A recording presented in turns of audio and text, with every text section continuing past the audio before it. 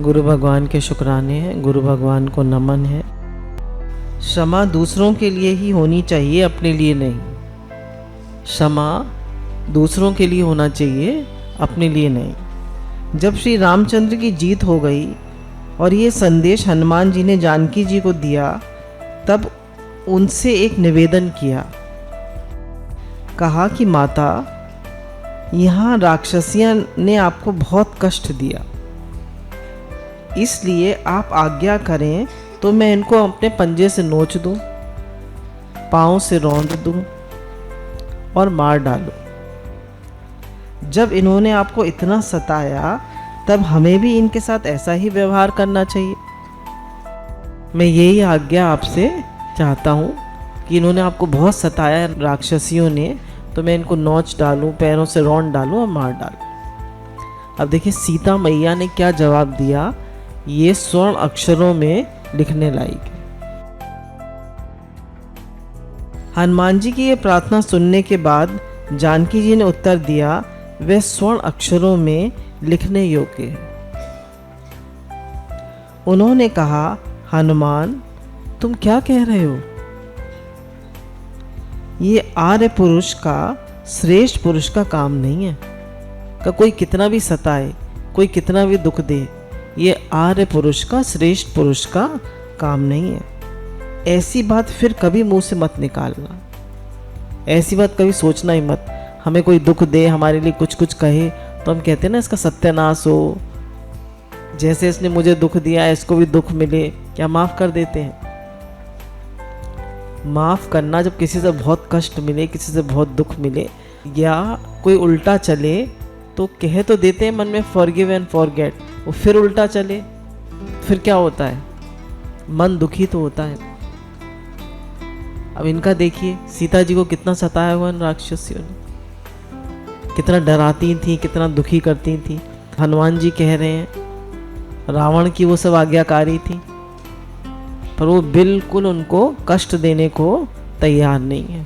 सीता मैया, कितना बड़ा दिल है उनका। राम जी ने तो राक्षसों को मार दिया, पर सीता जी ने राक्षसियों को माफ कर दिया। तो रामचंद्र जी से भी ज्यादा बड़ा दिल सीता मैया का है। बोलिए सीता मैया की जय। लोग कहेंगे कि रामचंद्र जी का सेवक तो स्त्रियों के ऊपर भी प्रहार करता है, उनके मन में बदला लेने की भावना होती है। लोग कहेंगे कि रामचंद्र जी का सेवक और स्त्रियों पे प्रहार करता है, उसके मन में बदला लेने की भावना थी। क्या इससे रामचंद्र जी के यश की वृद्धि होगी? अब देखिए उनका ध्यान किस पर है कि रामचंद्र जी के यश की वृद्धि होगी इस पे। जब हमको कोई बुरी तरह करता है तो हम सोचते हैं हम सत्संगी गुरु के बच्चे हैं, तो गुरु की इसमें नाम की वृद्धि होगी या उनका नाम नष्ट होगा? नष्ट होगा। तो कोई काम ऐसा ना करें जिससे गुरु के नाम पर कलंक लगे। हम सब गुरु के बच्चे हैं, दादा भगवान, गीता भगवान, अम्मा जी के बच्चे हैं। कोई काम ऐसा ना करें जिससे गुरु के नाम पर कलंक लगे। भले ही कोई हमें दुख दे, सह जाए उसे,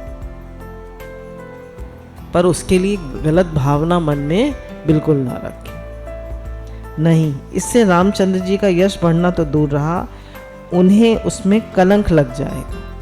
उनका यश तो बढ़ेगा नहीं, और कलंक लग जाएगा रामचंद्र जी के नाम पर, अगर तुमने राक्षसियों को मारा। ठीक है, इन राक्षसियों ने अपराध किया है, लेकिन सृष्टि में निरपराध तो कोई होता ही नहीं।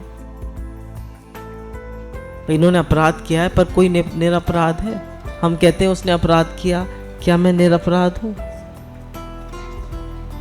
जब मैरी जो है, एक क्रिश्चियन स्त्री, निकल रही थी चर्च में से, तो लोगों ने कहा पत्थरों से मारो, तो उसने क्राइस्ट की शरण ली। तो उन्होंने कहा पहला पत्थर वो मारेगा जिसने कोई पाप ना किया। तो हम कहते हैं तुम पापी, तुम गंदे, तुमने मुझे सताया, तुमने मुझे दुख दिया, और हमने कभी किसी को दुख नहीं दिया, हमने कभी किसी के लिए गलत भाव नहीं रखा, हमने किसी को कभी बुरी तरह नहीं बोला। तो गुरु कहते हैं बुरा देखन जो मैं चला, बुरा ना मिलिया कोई, जो दिल खोजा आपना तो मुझसे बुरा ना कोई। तो जब तक हृदय शुद्ध नहीं होता है, भगवान हृदय में नहीं आते। लुइस हेबी कहती है ना, to heal yourself forgive others and all diseases come from a state of unforgiveness. जितनी भी बीमारियां हैं, जब हम माफ नहीं करते हैं तो वो सारी बीमारियां आती हैं, क्योंकि हृदय में द्वेष रहता है, हृदय में जलन रहती है। अगर आपके अंदर में द्वेष होगा, जलन होगी, तो क्या होगा? वो एक भी अगर मन में, हृदय में कोई भी बात होती है तो वो सारा मैसेज पूरी बॉडी को पहुंच जाता है। आप खुश हैं तो आपका दिल भी खुश है, आपका मन भी खुश है, आपका हार्ट भी खुश है, आपकी किडनी, लिवर सब खुश है। और आपके अंदर में जलन है, दुख है, द्वेष है, क्रोध है, माफ नहीं कर पा रहे आप, तो सब ऑर्गन्स पे इफेक्ट होगा उसका। हर ऑर्गन पे वो जलन, द्वेष, काम, क्रोध सब पर पहुंचेगा। सीता जी ने आगे कहा कि देखो हनुमान, अपराधनी तो मैं भी हूं। अब सीता जी अपना अपराध बता रही है। जब मारीच ने मुझे धोखा देने के लिए मरते समय श्री लक्ष्मण जी का नाम लेकर पुकारा, तब लक्ष्मण जी तो उसकी माया समझते थे और मुझे अकेली छोड़ जाना नहीं चाहते थे। राम जी तो चले गए थे, पर वो मुझे अकेली छोड़कर नहीं जाना चाहते थे।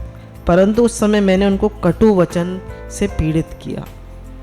उन्होंने कितने खराब वचन कहे थे सीता मैया ने, तो मेरे में कुदृष्टि है, तुम्हारे मेरे में गलत भाव है, और तुमने अपने भाई को मरने के लिए छोड़ दिया, और तुम तो खराब हो, तुम तो ऐसे हो, तुम्हारे मन में कितने कटु वचन कहे। तो उन्होंने कहा कभी भी आप किसी सत्पुरुष को, एक श्रेष्ठ पुरुष को, एक माननीय पुरुष को, जो सत्कर्म में लगा, एक साधु पुरुष को कभी भी किसकी बुराई करते हैं, खराब बात उसके लिए कहते हैं, तो उसका पाप आपको बहुत बड़ा मिलता है। तो सावधान, गुरु के लिए, साधु पुरुष के लिए, संतों के लिए, माननीय पुरुष के लिए कभी भी मन में गलत भाव न लाएं और उनको कभी भी कटु वचन न कहें। गुस्सा आ जाए उसको पी जाए, पर गुरु के आगे, सत्पुरुष के आगे, संतों के आगे कभी न चिल्लाए। कहने उसका पाप हमको भोगना पड़ता है। क्या वह अपराध किसी अपराध से कम है? सीता मैया कह रही, मैंने जो इतने कटु वचन कहे, उन पे उनको इल्ज़ाम लगाया लक्ष्मण जी से, मैंने अपराध नहीं किया क्या? अब देखिए अपनी गलती स्वयं बता रही हैं। उस अपराध का प्रतिफल मुझे मिला, वह तुम्हारे सामने है। बोले उस अपराध का फल मुझे मिला, रावण मुझे उठा के ले गया। उसी अपराध का ये परिणाम हुआ कि रावण साधु के वेश में आया और मैं उसको पहचान न सकी। अगर इन्होंने अपमान न किया होता लक्ष्मण का, तो ये पहचान गई होती। वह मेरे सौंदर्य, माधुर्य की प्रशंसा करने लगा और मैं सुनती रही। देखिए कोई पर पुरुष आपके सौंदर्य और माधुर्य की प्रशंसा करे और आप पे कुदृष्टि करे और आप सुनते रहे, तो आप क्या हैं? आप पापी हैं। और क्या करेगा? आपको अपने वश में कर लेगा। तो ये सीता मैया हमको उपदेश दे रही है, हमें बता रही है कि कोई पर पुरुष अगर आपके सौंदर्य, माधुर्य की प्रशंसा करे तो आप समझ लीजिए, उसको मत सुनिए, उसकी तरफ ध्यान मत दीजिए, उसको इग्नोर कर दीजिए और वहाँ से हट जाइए। फिर मैंने उसका आतिथ्य भी किया। बोले उसकी वो भी सुनी, प्रशंसा भी सुनी और उसका आतिथ्य भी किया। इसलिए लक्ष्मण के प्रति कटु वचनों का प्रयोग और रावण के प्रति आतिथ्य का भाव मेरा अपराध ही था। वो मैंने कितना कष्ट भोगा, कितना ज्यादा कष्ट भोगा सीता मैया ने, और फिर बाद में भी उन्हें कष्ट मिला। तो कह रहे हैं कि मेरा अपराध ही था। तो जब मैंने अपराध किया है तो इन राक्षसियों को मैं कैसे दंड दूं? तो जब हम सब ने अपराध किया है तो हम किसी दूसरे को अपराधी कैसे कहें? तभी गुरु कहते हैं कि क्षमा बड़न को चाहिए, छोटन को उत्पात। तो बड़न को, जो बड़े लोग होते हैं, वो फौरन क्षमा कर देते हैं। किसी के प्रति भी मन में जरा भी क्रोध द्वेष मत रखिए, उससे बीमारियां बनती हैं।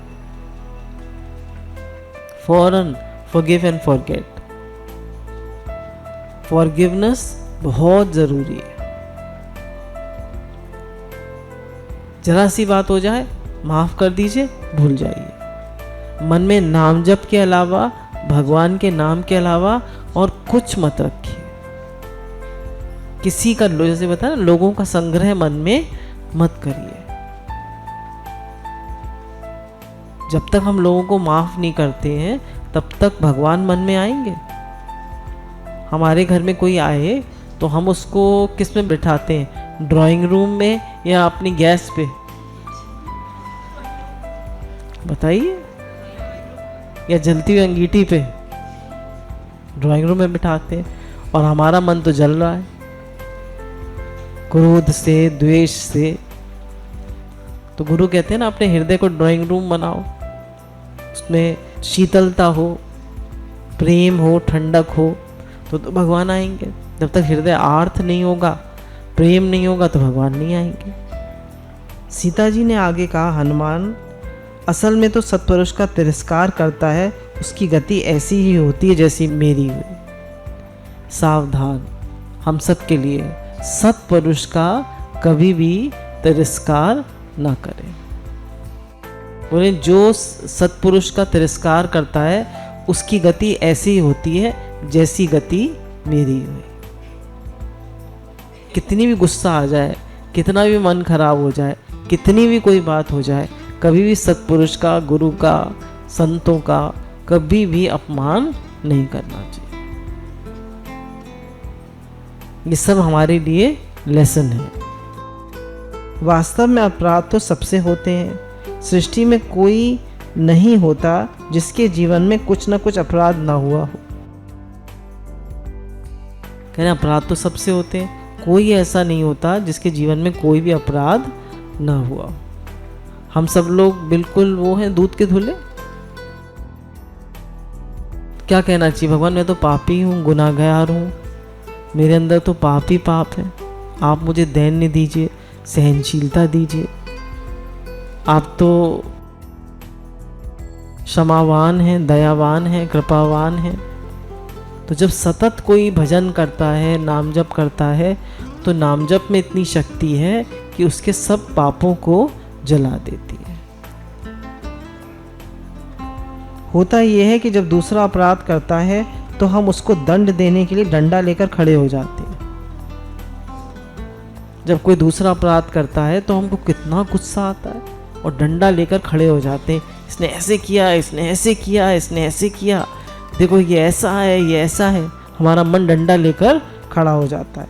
लेकिन जब हम अपराध करते हैं तो अपने लिए क्षमा चाहते हैं।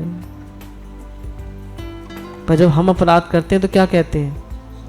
Forgive me, O Lord, forgive me। तब तो हम भगवान से कहते हैं, मुझे माफ कर दो। तो सीता मैया कह रही हैं कि दूसरों को क्षमा कर दो और अपनी गलतियों पर विचार करके उन अपने लुइस है तो ये कहती है अपने को भी माफ कर दो। पर सीता मैया कह रही है अपने को माफ मत करो, अब ताकि गलतियां दोबारा ना हो। होना ये चाहिए कि जब हमसे अपराध होता है तब हम उसके लिए अपने को दंड दें। जब हमसे अपराध होता है दंड क्या देंगे अपने को? एक टाइम भोजन नहीं करें,